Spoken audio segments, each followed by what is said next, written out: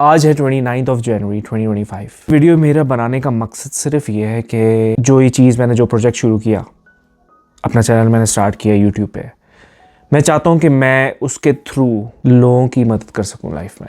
और जो वीडियो मैं आज बनाने जा रहा हूँ ये मेरे कुछ पास एक्सपीरियंसेस से मैंने सीखा, और इसके अलावा ओवरऑल कुछ आर्टिकल्स, कुछ बुक के रेफरेंसेस, इन चीज़ों से मैंने सीखा लाइफ में।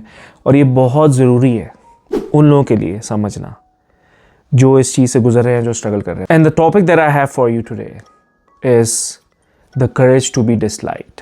It's a very famous book का रेफरेंस मैं नीचे डाल दूंगा। बट द थिंग इज़ कि ये हमारी लाइफ से मिलती है। ये चीज़ जो पास्ट एक्सपीरियंसेस है ना ज़िंदगी के, उनमें बड़ी खरी उतरती है और अब समझ में आती हैं चीज़ें। मुझे याद है कि जब मैं अपने अर्ली 20s में था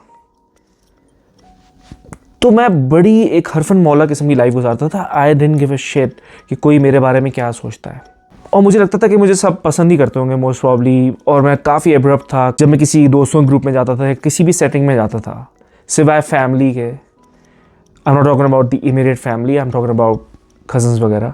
उनके अलावा जहाँ भी मैं जाता था तो मुझे लगता था कि भाई मैं तो किंग हूँ, और ये सब मेरी बात सुनेंगे। जोक्स भी करता था, कुछ एक दो लोगों को बुली भी करता था बीच में। पर मुझे समझ नहीं आता था कि भाई आप दूसरे बंदे को इंटिमिडेट कर रहे हैं, और हर किसी को ये चीज़ पसंद नहीं है। जब मैं अपने अर्ली 20s में पहुंचा तो मुझे रियलाइज़ हुआ कि भाई शायद मुझे वो पर्सनैलिटी बननी चाहिए जो सब को पसंद आए। यानी मैं कहीं भी जाऊँ तो मुझे लोग पसंद करना शुरू हो जाएँ कि यार यूनुस क्या ज़बरदस्त बंदा है, वाह वाह वाह। यानी कि आपको अटेंशन भी मिले और लोग आपको पसंद भी करें। और कुछ ही अरसे में मुझे समझ में आ गया कि भाई ये रियलिटी नहीं है। आपको बहुत सारे लोग आपसे प्यार करेंगे, बहुत सारे लोग आपके करीब आना चाहेंगे, प्यार करेंगे आपसे, आपके लिए अच्छा चाहेंगे, पर बहुत सारे आपके लिए बिल्कुल भी अच्छा नहीं चाहेंगे। और जितना आप उनके सामने इंटिमिडेटिंग बनेंगे उतना ही वो आपसे पीछे हो जाएंगे फ़ौरन। तो ये चीज़ मुझे थोड़े अरसे बाद रियलाइज़ होना शुरू हो गई कि not everyone loves me, which is the truth. ये आपको एक्सेप्ट कर लेना चाहिए। जितना जल्दी आप अपनी लाइफ में ये चीज़ एक्सेप्ट कर लोगे, you will be able to move on, which is very important. The courage to be disliked क्या है? क्योंकि ये चीज़ आपको बहुत रोकती है। अगर आपके अंदर ये करेज नहीं है ना कि लोग आपको पसंद नहीं करें और आपको कोई फ़र्क नहीं पड़े, अगर ये वाला करेज आपके अंदर नहीं है तो आपके हज़ारों काम आज रुके होंगे। मैं आपको शर्त लगा के बता रहा हूँ, आप अभी अपनी टू डू लिस्ट निकालें और देखें उसमें कितने काम रुके हुए हैं जो आप सिर्फ इसलिए नहीं करना चाहते क्योंकि भाई लोग क्या कहेंगे या मुझे वो डिसलाइक तो नहीं करेंगे। तो जितना जल्दी हो सके अपनी ज़िंदगी से ये चीज़ निकाल दो भाई कि लोग मुझे पसंद करें या वो मेरी चीज़ों को लाइक करें, या मैं उनसे पहले पूछ लूँ कि भाई मैं काम कर लूँ या उनका ओपिनियन का वेट करूँ। 90% लोगों को तो बिल्कुल लात करा दो जिनका आप ओपिनियन लेने के लिए तरस रहे हो। अब इसमें मिसाल ये है कि यूट्यूब चैनल बनाना ही एक बहुत करेज का काम है। इस तरह कैमरे के आगे बैठ के बात करना कि लोग क्या कहेंगे जब मैं इसको अपलोड करूँगा, इधर ही आपका जो एक ये बोल्ड स्टेप है मेरी तरफ से, मेरे लिए तो बोल्ड स्टेप है। तो ये मुझे रोक रहा था पिछले साल जब मेरे पास एक सब्सक्राइबर भी नहीं था, जब मैंने चैनल ये स्टार्ट किया। ठीक है, मैं इनकन्सिस्टेंट भी रहा हूँ इस चैनल के अंदर बहुत ज़्यादा, उसकी वजह से मुझे थोड़ा सा नुकसान भी हुआ है, पर मैंने इसको मोनेटाइज़ किया। किस तरह कि मैंने बोल्ड स्टेप लिया और मैंने लोगों की मदद करी, लोगों की हेल्प करी, इमिग्रेशन के बारे में बात करके, कनाडा के बारे में बात करके, और मुझे उससे फ़ायदा भी हुआ। और फिर मैं बीच में रुक गया क्योंकि वही कि लोग क्या कहेंगे, या मैं बस चाह रहा था कि नहीं बहुत सारे लाइक्स आए, बहुत सारे व्यूज़ आए। ऐसा नहीं होता। अगर आपके पास कोई इरादा आपने बना लिया है तो आपको अपने अंदर हिम्मत लाने पड़ेगी कि मुझसे लोग बहुत सारे ओपिनियन भी देंगे अजीबोगरीब, मुझे जज भी करेंगे और मुझसे नफरत भी करेंगे, पर बहुत सारे आपको प्यार भी करेंगे और आपके साथ भी होंगे, इसमें कोई शक नहीं है। तो ऐसे किसी भी काम में जिसमें आपको लगता है कि भाई लोगों का ओपिनियन होगा, जहां पे आपने वैलिडेशन लेना बंद कर दी, आपका फ्रीडम उसी दिन से शुरू हो जाएगा। आपके सारे काम होना शुरू हो जाएंगे। ये मैं आपको सच बोल रहा हूँ। ये मेरे साथ हुआ है कनाडा में आके। स्पेशली पाकिस्तान में तो डर डर के रहते थे कि वो भाई ये ना देख ले, वो ये क्या बोलेगा, वो क्या। मतलब पाकिस्तान में भी वो बंदा कामयाब है भाई जिसने जाके कोई भी छोटा मोटा बिजनेस भी स्टार्ट कर लिया। उसने ये नहीं सोचा कि लोग क्या बोलेंगे। यार ये जो लोग क्या बोलेंगे हमारा टॉक्सिक कल्चर है।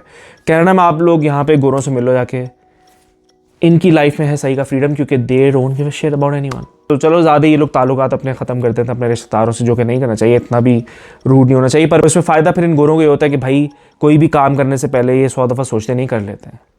हमारी तरह डरते नहीं कि यार कोई देख ना ले। तो आज से एक्सेप्ट कर लें कि भाई आपको हर कोई पसंद नहीं करेगा, और लोगों की वैलिडेशन लेना, उनके चुकना, ये छोड़ना पड़ेगा। कितने दोस्त बनाएंगे, हर कोई आपका दोस्त नहीं हो सकता। ये भी मैं आपको बता दूं, बहुत सच्ची बात है, हर कोई आपका दोस्त नहीं है।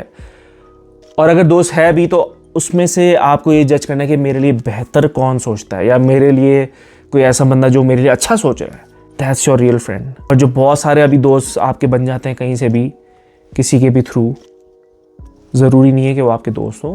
ठीक है, आप अपना टाइम स्पेंड करो एंड मूव ऑन।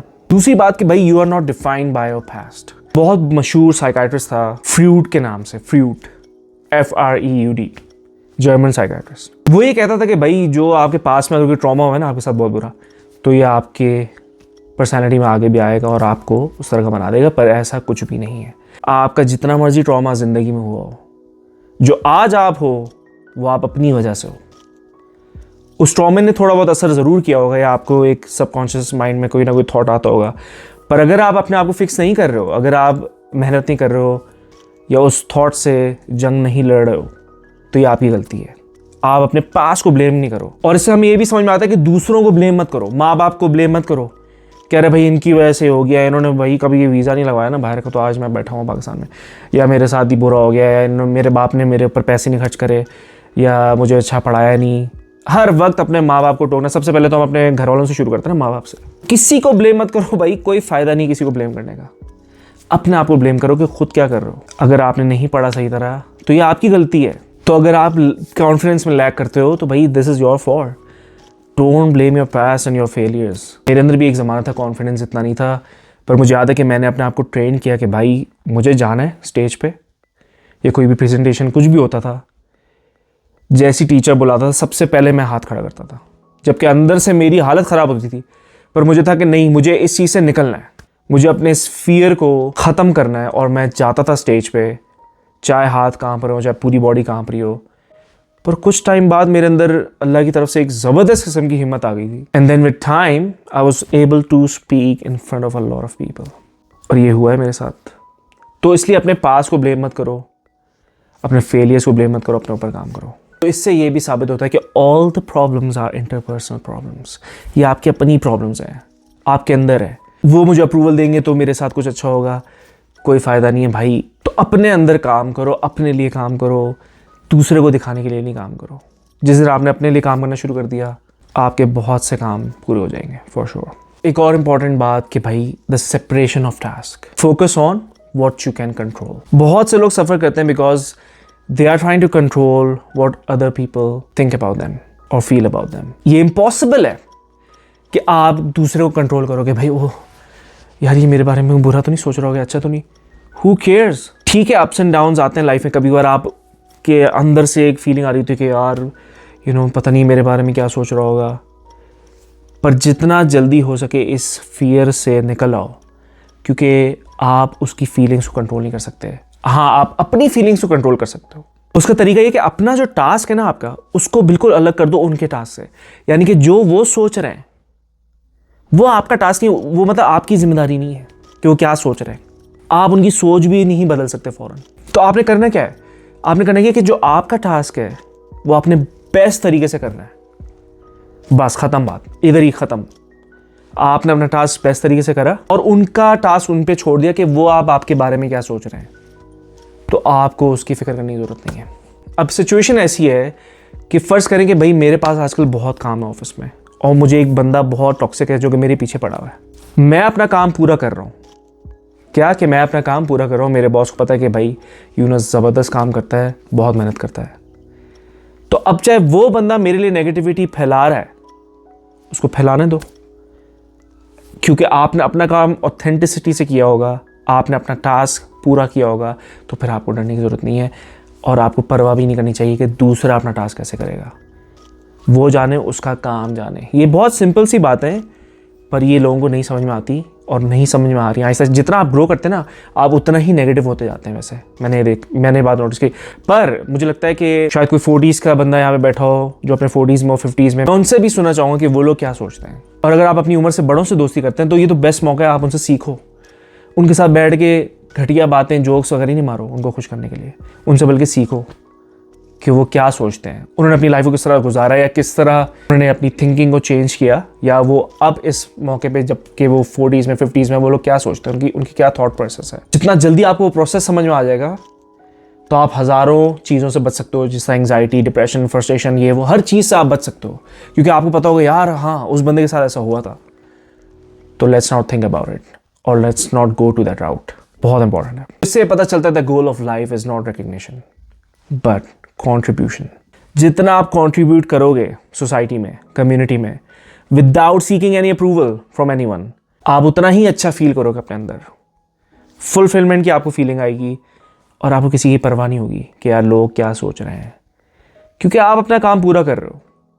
तो कंट्रीब्यूशन पे फोकस करो इंस्टेड ऑफ रिकग्निशन के ओ भाई सलमान भाई को तो सब जानते हैं। हु केयर्स, आपको सब जानते हैं। काशिफ भाई ने तो बहुत काम किया सोसाइटी के लिए। ये सुनना है ना, अगर आप यही सुनना चाहते हो तो फिर आप कभी खुश नहीं रह सकते। पर जब आप कंट्रीब्यूट करके निकल जाओगे अपना काम करके, तो फिर आपको कभी भी किसी की वैलिडेशन की जरूरत नहीं रहेगी। आप अपने अंदर खुद एतमादी फील करोगे, फुलफिलमेंट की फीलिंग आएगी आपको। तभी अल्लाह सुब्हान व तआला ने हमें जो हुक्म दिया है कि भाई लोगों की मदद करो, और ऐसे मदद करो कि किसी को पता भी ना चले।